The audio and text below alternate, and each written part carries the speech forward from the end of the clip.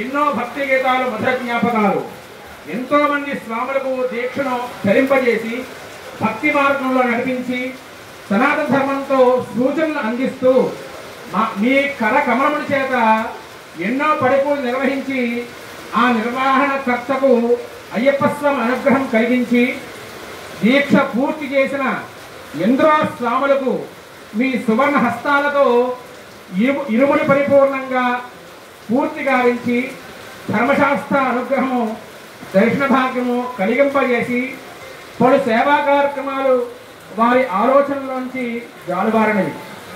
ఈ సంవత్సరం మీకు వెలకట్టలేనిది.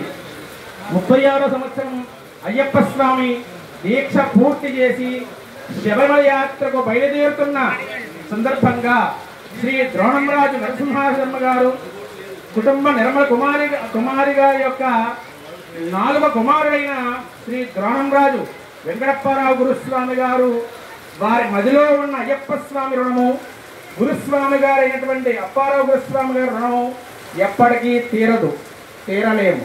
స్వామియే శరణమయ్యప్ప. మరి బిరుదు ఏమిటయ్యా అంటే ధర్మశాస్త్ర సేవారత్న. చెప్పండి, ధర్మశాస్త్ర సేవారత్న,